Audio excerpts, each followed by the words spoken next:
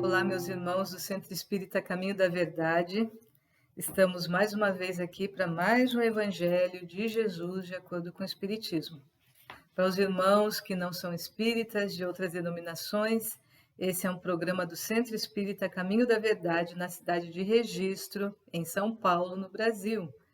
Aqui nós falamos do Evangelho, nesse programa falamos do Evangelho de acordo com o Espiritismo, o Evangelho de Jesus de acordo com o Espiritismo. E hoje eu vou falar sobre dois convites de Cristo, ou dois convites de Deus. Um é um convite que tem na Bíblia, que é o convite para uma festa das bodas, e outro é um convite para se ir a uma cabana. Tá? Então nós vamos começar. Hoje eu vou falar sobre um livro, o livro se chama Cabana, e esse livro fala sobre um convite que um homem recebeu. Justamente hoje a gente falaria sobre o convite da festa das bodas.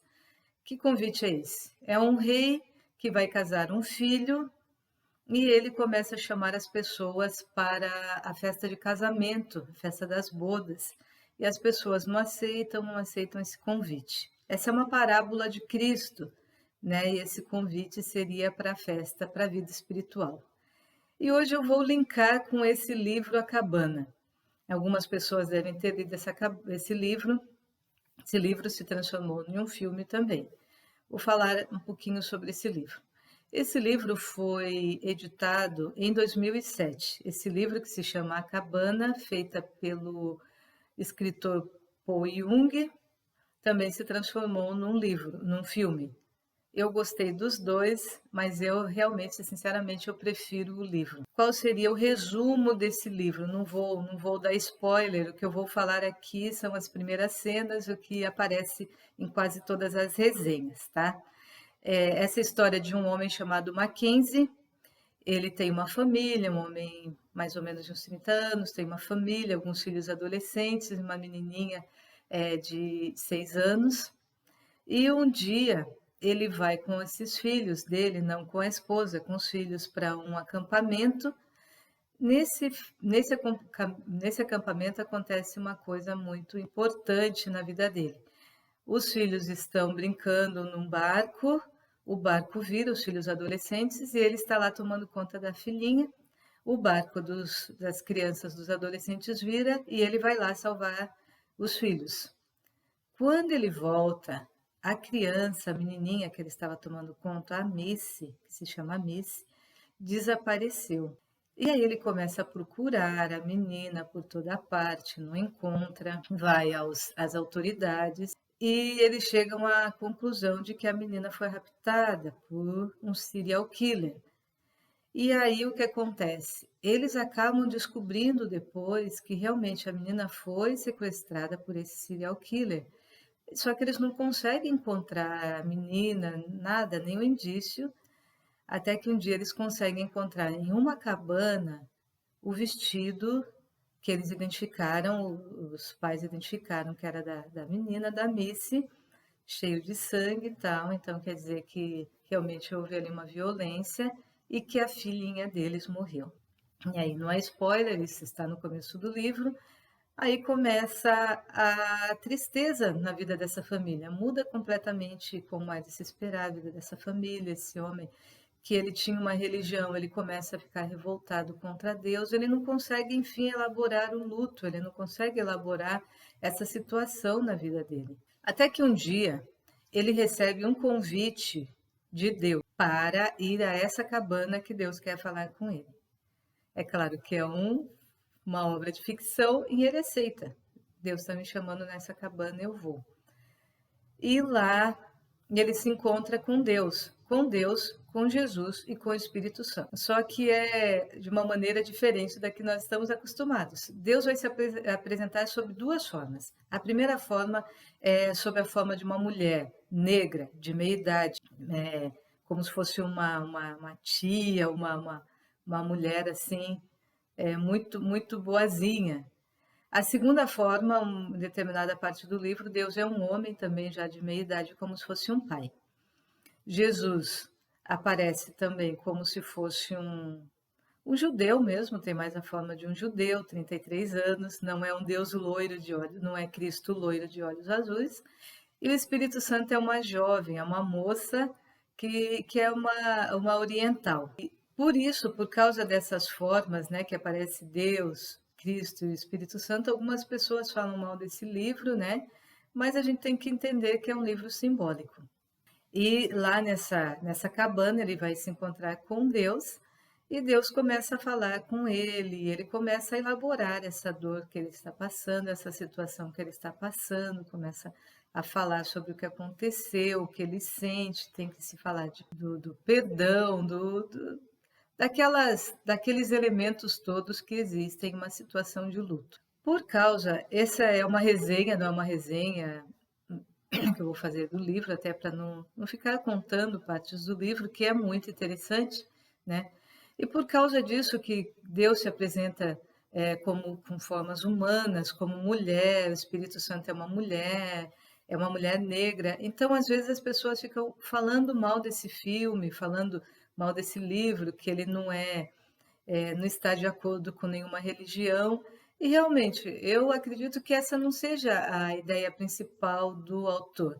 A ideia principal do autor é falar como que as pessoas lidam com a dor, qual é a maneira que um homem encontrou para lidar com a sua dor que estava insuportável. Ele não poderia mais viver a vida dele com aquilo que estava o destruindo, com aquele luto que ele não elaborou. Eu tirei para a minha vida, eu tirei também para esse evangelho, 4 lições que eu acho que são muito importantes para a nossa vida. 4 lições desse filme que estão completamente em coerência até com o evangelho, estão em coerência com o espiritismo. Quais seriam as 4 lições assim principais? Cada um vai dizer que tirou uma lição diferente, cada um vai dizer que se encontrou de outra maneira.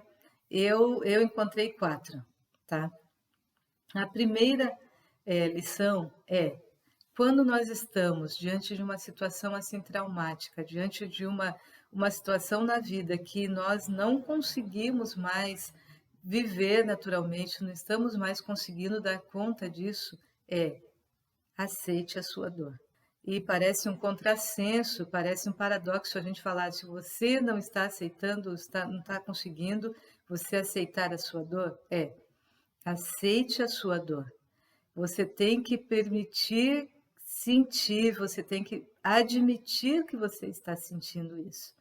Eu acho muito bonito uma frase do psicólogo e palestrante espírita Russandro Klingen.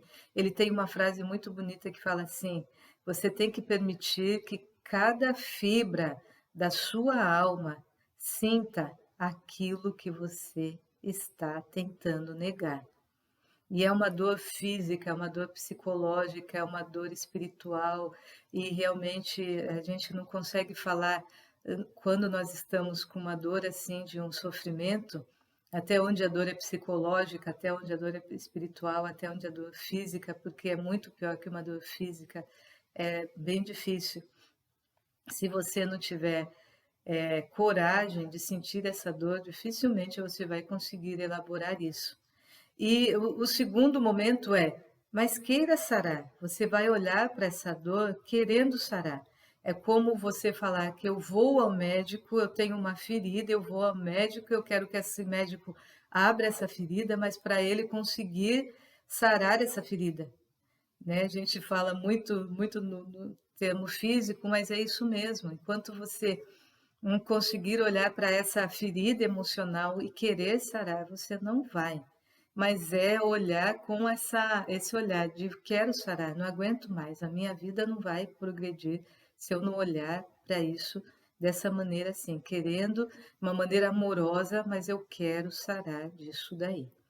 A segunda lição aí que eu vejo é que no momento que nós estamos assim, com essa grande dor, nós temos que ter um relacionamento com Deus. Em relacionamento, como que nós temos um relacionamento? Nós nos relacionamos com pessoas. Nós não nos relacionamos com fatos que não sejam palpáveis para nós, né? Embora o Espiritismo nos fale que Deus é a inteligência suprema, causa primária de todas as coisas. Tem religiões que falam que Deus é uma energia, outros que falam que Deus é o grande arquiteto, mas nós precisamos de um ser que nos remeta a alguém que seja uma figura de carinho para nós, como uma mãe, um pai. Quem é a figura que você tem carinho, aquela figura que te consola? É uma mãe, é um pai, é um avô, é um tio? É com esses seres que nós temos um relacionamento. Até a psicologia vai nos falar que quando nós vamos a um psicólogo, nós temos que estabelecer um relacionamento ali de confiança, de amizade, senão nós não conseguimos passar para um psicólogo aquilo que vai dentro da nossa alma. Então, nós temos que ter esse tipo de relacionamento, né? Por mais que a gente fale, mas eu não sei quem é Deus, eu não vejo Deus, tenha como se fosse uma pessoa querida, uma pessoa que te ama, te entende e principalmente te compreende. Aquilo que você não fala, aquilo que você tem vergonha de dizer, aquilo que você não tem coragem, fale para ele como você falaria para um ser amado, para um ser que você tem confiança de falar, aquele ser que nós temos coragem de nos abrir. Enquanto nós não tivermos esse relacionamento assim, específico, amoroso com Deus, nós não vamos conseguir falar das nossas dores, nos abrir para Ele, né? O terceiro ponto aí que eu acho muito importante é o perdão. Perdão é algo crucial. Cristo sempre fala, eu vim para os que estão doentes e os sãos não precisam de remédio. Ele sempre fala nesse sentido de doença e de remédio.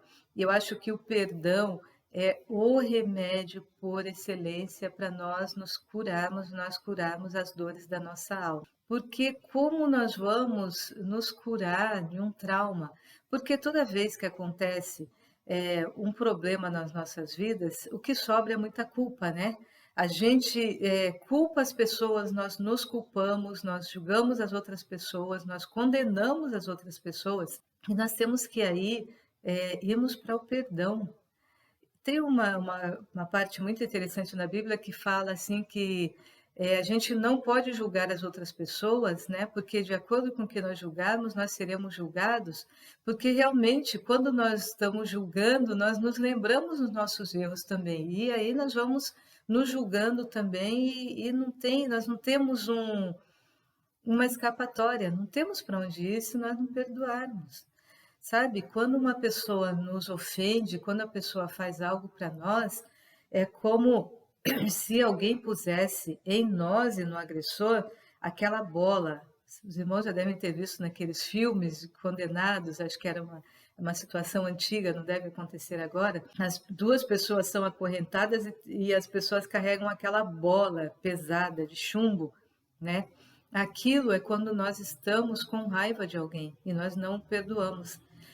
A pessoa está puxando um peso, mas nós estamos puxando um peso junto com ela. Nós estamos amarrados, nós nos amarramos àquela pessoa. E o que é perdoar? Quando você perdoa, você libera aquela pessoa daquela bola, daquele peso. Mas principalmente você se libera daquele peso. Então a gente fala assim: libere o perdão. Na hora que você libera o perdão, que você libera outra pessoa, você está se liberando. Às vezes o perdão não vai, eu já falei isso algumas vezes, o perdão não vai liberar aquela pessoa das consequências dos atos dela, mas vai liberar você desse peso de estar sempre lembrando. E toda vez que você lembra, você se magoa, você está se machucando. Quando é alguém da família, você libera realmente e a ofensa vai embora e vocês começam a trilhar novo caminho do zero, começa um novo relacionamento. Mas às vezes não, nem sempre isso vai ser possível. Vai ser alguém distante, você não vai trilhar o caminho junto com essa pessoa, mas você vai trilhar o seu caminho, vai mudar a sua história de vida. O perdão foi o remédio que Cristo nos deu para a nossa felicidade. Uma situação traumática, meus irmãos, não tem outra situação assim para nós começarmos nós melhorarmos de vida que não seja que não passe pelo perdão. Tem outros caminhos, mas o perdão é uma das primeiras coisas. Nesse livro vai ter uma cena muito intrigante, muito interessante. É que chega um momento que a sabedoria também se personifica como uma mulher, e essa sabedoria fala para ele: agora nós vamos fazer um julgamento. Aí ele fica muito nervoso, então eu vou ser julgado. A sabedoria fala: não, você vai julgar. Eu vou julgar? Sim, você vai julgar. E quem ele vai julgar? Quem eu vou julgar? Ele fala. Ela fala: você vai julgar a Deus. Aí ele tem aquele susto, né? E eu? Quem sou eu para julgar a Deus? E esse é o quarto ponto desse livro que eu achei muito interessante. Eu falei de nós termos um relacionamento com Deus, eu falei de nós perdoarmos, eu falei do julgamento, e chega um momento que nós julgamos a todo mundo, e é claro que nós julgamos a Deus. É claro, a grande pergunta que todas as pessoas já fizeram, a maioria das pessoas, né? Não vou falar todas, eu não sei, mas a maioria das pessoas já fizeram, a maioria das pessoas, eu já me fiz essa pergunta em alguns acontecimentos tristes da minha vida: é por quê? Por que Deus permitiu que isso acontecesse? E se eu falo lá no segundo ponto que eu falei aqui, é que nós temos que ter um relacionamento com Deus. E se nós chegamos a esse nível de relacionamento com Deus, e temos Deus como uma pessoa querida da família, que nós temos coragem de chegar a esse ponto e falar: por que o Senhor permitiu que isso acontecesse com o querido da minha família? Por que permitiu que isso acontecesse comigo, né? Se aconteceu uma relação traumática, assim, um acontecimento traumático na minha vida, por que o Senhor permitiu isso, né? Temos que ter essa coragem. Vai ser difícil, mas tenham essa coragem. E Deus vai dar uma resposta, sim. A resposta, eu não sei qual a resposta para o seu acontecimento, para a sua vida, para o acontecimento que houve na sua vida e que marcou tanto. É uma resposta que Deus vai falar no íntimo de cada pessoa. A Bíblia nos conta, quando Cristo esteve aqui nessa terra, às vésperas dele ser crucificado, ele teve esse momento também que ele foi pedir ajuda a Deus. Ele reuniu os melhores amigos, os discípulos que eram os mais amigos, que eram mais chegados, e falou: vamos lá, vamos orar, que eu estou muito triste. E ele chegou, ele pediu a Deus: fala, Pai, a minha alma está muito triste, eu não queria passar por esse momento. Eu queria evitar esse momento. E aí, quando ele fala isso, depois de muito sofrimento, Deus vem e o consola, dá uma palavra de consolo, que foi a palavra para ele, que serviu para ele. E é assim que vai acontecer quando nós tivermos coragem de nós falarmos com Deus. Nós fizermos o nosso questionamento com Deus e perguntarmos com toda a coragem por que aconteceu aquilo. Tem outras perguntas também, sim. Como que o Senhor quer que eu perdoe tal pessoa? Como o Senhor quer que eu perdoe essa pessoa que machucou tanto a mim ou a minha família, uma pessoa querida? Como eu perdoo, ou como eu perdoo a mim mesmo, né? Às vezes fui eu que fiz alguma coisa que eu acho muito horrível e eu não consigo liberar o perdão a mim mesmo.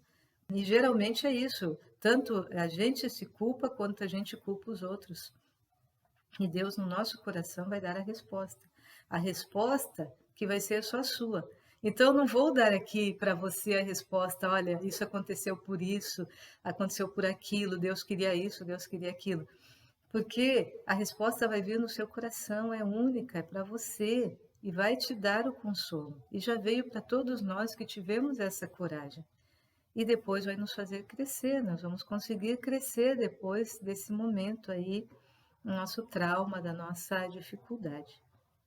Então, essas são as 3 lições, as 4 lições, que são muito importantes desse livro e que a gente aprende também na nossa marcha espiritual, a gente vai aprendendo isso. Não é fácil, não tem respostas prontas, não tem caminhos prontos. Eu falei das 4 lições aqui, mas a nossa vida Talvez a gente vá tendo essas lições não uma linearmente, né? Primeiro isso, primeiro o relacionamento, depois aceitar a dor, depois perdoar, depois fazer as perguntas, vai de acordo com cada um. Mas nós precisamos ter a coragem de ter o relacionamento com Deus e Ele nos ajudar nesses passos para que a nossa vida siga uma normalidade e a gente venha aqui fazer, a gente consiga viver de acordo com o que Ele quer, uma vida plena, uma vida de crescimento, uma vida para ajudar, uma vida para amar, uma vida para nós sermos aqueles filhos de Deus que viemos aqui para crescer. Essa é a vontade dele para a nossa vida. Para encerrarmos, o que eu queria falar. Às vezes as pessoas pensam que viver, ser evangélico, ser espírita é fácil. Não, não é fácil, é difícil. Nós temos que olhar para as nossas dores, nós temos que ter vontade de nós melhorarmos, ter vontade de crescermos, enfrentarmos os nossos fantasmas, enfrentarmos aquilo que dói e prosseguirmos. E prosseguirmos amando, perdoando. Não é fácil. A vida do evangélico, a vida das pessoas que se propõem a amar a Deus não é fácil. Mas, irmãos, depois que a gente encontra esse caminho, a gente não quer sair. É como os discípulos falaram, né? Para onde nós vamos, né? Uma vez que Cristo pergunta, algumas pessoas tinham se decepcionado com Cristo e falaram, não, nós vamos embora, nós não queremos mais seguir a Ti, nós vamos embora. Aí Cristo pergunta para os discípulos, vocês também não vão? Vocês não querem ir? Não vão me deixar? E os discípulos falam, para onde nós vamos? Nós não temos mais para onde ir. E quando a gente está no relacionamento já com Deus há um tempo, é assim que nós falamos, nós não temos outro caminho, é esse o caminho. Caminho da felicidade, o caminho da paz, o caminho do crescimento, caminho da plenitude. Cristo falou, eu vim para que tenham vida, e vida com abundância. E essa vida que nós queremos e que nós podemos ter. Era essa a mensagem de hoje. Espero que os irmãos aproveitem, gostem e reflitam sobre isso. E até o próximo domingo com mais um Evangelho.